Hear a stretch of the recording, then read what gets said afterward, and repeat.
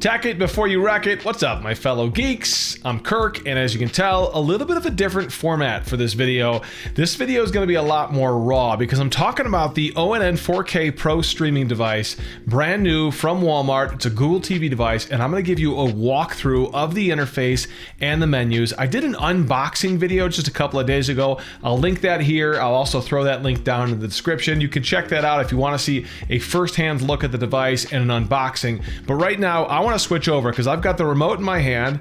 Hey, I'm down here in the corner, and I'm bringing you the screen coming directly from this ONN 4K Pro streaming device.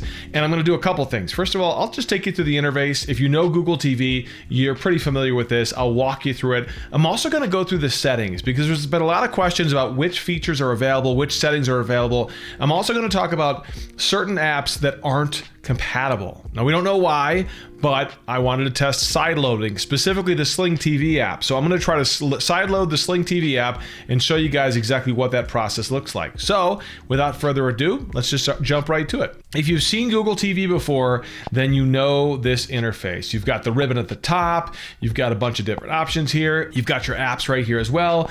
Some of these are pre-installed, and I think some of them probably came with my profile. When I put my Google profile on here, it brought some of these apps over. And like the downloader app, I'll show you in a second, that's for sideloading. And that one specifically, that one I installed myself. You can continue watching things you've already been watching. And yeah, this is exactly what you should expect with the Google TV interface. But do you notice how quick and snappy it is? There is very little hesitation here. And even with the official Google Chromecast devices, I've noticed some hesitation. I'm just not seeing that here. So pretty impressive with the processor and more importantly, the RAM and the memory they include on this thing. It just seems to move pretty fast. Now, that may change with time, and I hate to jump too fast here because, you know, once you put more apps on here, it might slow down. But for now, this thing is rocking and rolling. Here's the live channels that are offered through Google TV. And you can see some of those are coming from some of my apps, and some of those I believe are from Google's free TV service. I go into the app section. I've got all my apps here. And I go into the library section, and I've got movies that I've purchased, things like that. And let me just for the sake of kind of showing you how quick this is to load up videos and stuff, I'll load up Big Hero 6, for example. You know what? Probably not a good idea. Let's not do that. Let's go back to my apps. I just realized if I put Big Hero 6, I'm going to get copyrighted on YouTube. So let's go into the YouTube app, and we'll load up one of my favorite YouTube channels. Why don't I just do my YouTube channel, right? We'll go to search, and I believe, let's try this. Tack it before you wreck it. There you go. Lots of good videos here. And there, for example, is the video of my unboxing, and I'll hit play on that. And you notice this is cool. I just got this. Easily the most unique Google TV device to come out in years. And it's safe to say all these good. It's fast. If I hit back, jumps right back to the menus. If I hit home, jumps right back to home. I'm really impressed. Let's jump into the settings menu. I want to show you kind of what that looks like because again, there have been a lot of questions about what settings are available, what settings aren't available. So we'll go one by one. Display and sound. We've got your HDMI CEC, and I believe that's the remote control of other devices using your HDMI cable. So for example, it can control the TV, turn the TV on and off. You can enable or disable that. You've got your resolution setting. I've got it set to auto switch, but if you turn that off, you'll see a whole bunch of different resolutions here. And it's interesting because it looks like it automatically just bumped it all the way up to the highest resolution possible, or at least the highest resolution available with my current configuration, which I believe looks like 4K 60 Hertz. So I'm okay with that. And notice too, with that resolution, how fast the interface is, because other boxes I've noticed sometimes when you bump it up to 4K, it slows everything down. That is not the case so far with this. You can change your text scaling here. You've got dynamic range and color format options here. And I think some of this is going to be based off of what's supported by the device you're feeding this into. So I'm feeding this into an HDMI capture device on my computer. So obviously I don't have Dolby Vision or HDR available, but Dolby Vision is a huge deal. A lot of people buying this box because it has Dolby Vision support. So you can match the content frame rate. And it tells you in the corner here kind of what those options mean, and you can pick which one you want. I'm just going to hit never. That was the default. I'll just leave it there. And then advanced display settings, you have a game mode and format selection. When I go into format selection, you can see all the different formats here: Dolby Vision, HDR10, HDR10 Plus, and HLG. So a lot of advanced options when it comes to the output format of the video, which is good to see. I can turn the game format on and off. I believe I don't know a lot about that, but I believe that's something that activates when you play a game on this device. You can turn system sounds on and off, and you've been hearing those as I've been clicking around here. And then advanced sound settings. Really the only sound settings you get here. Automatic allows you to enable only the formats that are supported by your audio output device. None, saying don't use surround sound, just output left and right. And then manual lets you selectively enable different options here. And we've got Dolby Digital Plus, Dolby Atmos with Dolby Digital Plus, and DTS. Something that I think a lot of people have talked about is the fact that there is no just straight pass-through.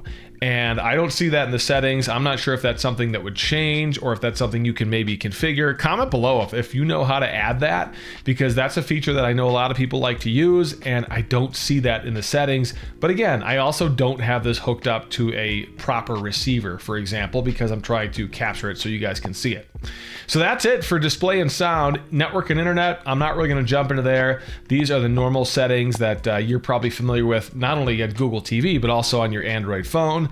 Accounts and sign in. This is going to be how you create and sign into Google accounts to attach to this device. In privacy, you've got your location, microphone, camera, usage and diagnostics, ads, Google Assistant, payment and purchases, normal privacy settings. Again, not really going to get too much into there because that's nothing different than what you're used to. In the apps section, this is the section that we go to close apps, to clear cache out, to manage updates. You've got app permissions. You've got some security settings there as well. If you hit see all apps, it's going to show you every single app that's in here. All right, so that's the apps menu, nothing surprising there. Inside the system menu, we've got the accessibility settings. We've got the about page, if you want to see what that looks like. The device name is ONN Streaming Device 4K Pro. Inside, Android TV OS version 12. We've got the kernel version, all the information that you might want to know about the OS build. We've got our Netflix information and things like that. So this is the normal about page. You can do a factory, let me get back into that. You can do a system update here, which I did have to do out of the box. There was a fresh update when I first hooked this thing up. You can do your factory reset there as well. You've got your date and time settings. You've got your language settings. You've got your keyboard settings, which defaults to the Google keyboard, of course. Your storage settings as well. And this is a question that some people had. Can I plug in an NTFS hard drive and will that work? Let's try it right now. I'm going to come right back in a second. Okay, I just plugged in a hard drive and look at that. Checking Seagate USB drive, it's popping up right away. This is as easy as it should be. If you've ever plugged a drive into a Google device, that's how this is going to work. It's already telling me how many apps I have on here, how much other stuff I have on here. So there you go. My Seagate drive is ready to go. I can eject it if I want. And that's the storage section there. Of course, this is going to be more useful when you get into your apps and you actually look at what's on that storage device. But nice to see how quickly it recognized it. It has a full-size USB port on the back of the 4K Pro streaming device. So that's nice. You can easily plug in a thumb drive, a hard drive, or what have you. Ambient mode, this is for your screensaver, and this is pretty basic stuff. You have two normal ambient modes that come with it, which is Google Photos and Art Gallery. I'll hit start now and I'll show you this is the Art Gallery setting. This is very typical Google TV stuff, and look, looks good and looks great. Let's jump out of that. It looks great in 4K especially. The art mode looks fantastic in 4K. Power and energy, one setting you have in here, which is how long do you want it to take to turn the device off if you're not using it. Then you've got your casting settings, which let others control casted media. So if I cast a YouTube video to this device, do I want other people on my network to be able to pause that video, etc., etc.? You can choose that option. And then you've got a restart option right there in the system menu. So that's all pretty self-explanatory. Inside remotes and accessories, this is where you can add a Bluetooth controller, for example. This is where you can add another remote. I've got this one connected. This one automatically set itself up when I set the box up, and you could add another one if you wanted to do that as well. I've also seen people adding Bluetooth keyboards and Bluetooth mice to this, and they all seem to work. So that's kind of cool. You also have an option to set up the remote buttons, so you can change the volume control. Do you want it to control the volume on the Android device, or do you want it to control the volume on your TV? You can change that because it does have an IR sensor, like most of these Walmart devices do, right in the front of the remote. And then you can also change how the power button works. Do you want it to actually turn on the ONN streaming device? Do you want it to turn on the TV using that CEC feature we showed you earlier? And I want to show you real quickly something that a lot of people are talking about, which is this little star button in the corner of the remote. Let me see if I can get that in frame. What happens when you push this button? Because this is a customizable button that comes on the remote. Previously, this was the button that was used to select your TV source. And some people saying, well, I need that source button. Okay, well, you can still use it for that. Take a look. If I hit that button, a menu pops up on the screen that looks like this. So I can do one of two things. I can display my device inputs, view and switch your inputs for your TV or other devices with this custom button, which again is how it worked before, or I can open my favorite app. And if I click that, I can choose whatever app I want. Let's say I do Downloader. I don't know why I would do that, but maybe I would. And then now when I hit this button, it goes right to Downloader. So check this out. I just figured out this shortcut. In fact, you don't have to go back to the settings to reconfigure that. You just hold this button down and it goes back to this menu, and you can change which app you want it to go to. For example, I'll switch it over to the Philo app, and now when I hit it, it jumps right into the Philo app. So that's pretty cool, and that's the new star button that's in the corner of the ONN remote.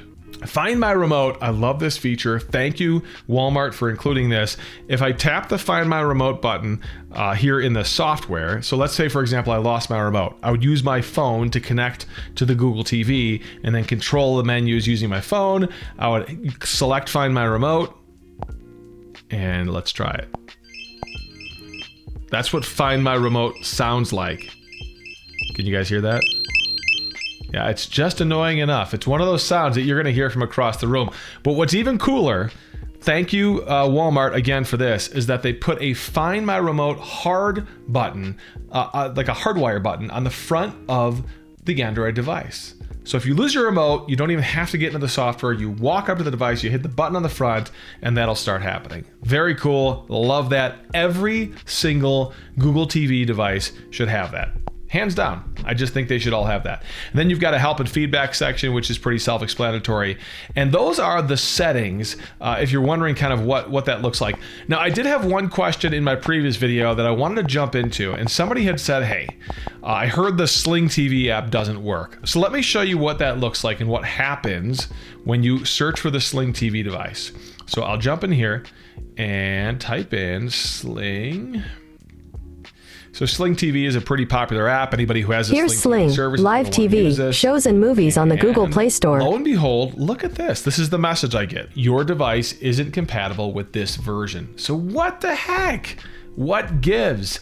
And the thing about it is, when I click around, I have not been able to find any other apps that give me that sort of message. They all just have the install button.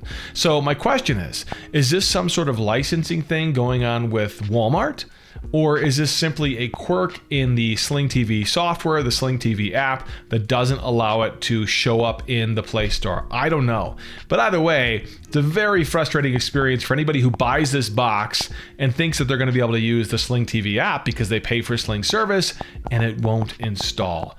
Bummer, right? I don't know what's going on. Maybe it'll fix itself in a couple of days as kind of this device starts populating stores and getting out there. But so far, it still says that. So the question that people had was, can this actually be sideloaded? And so I wanted to try that because sideloading of apps is an option on here.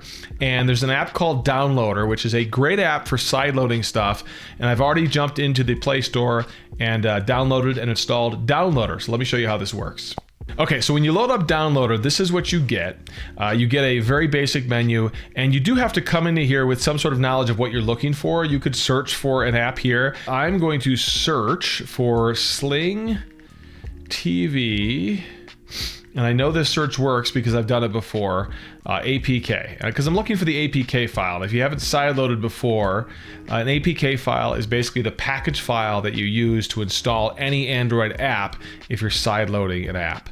So it brings you into an actual browser window is what it does, and it should be the first result here. Let's see what we can find. It is not.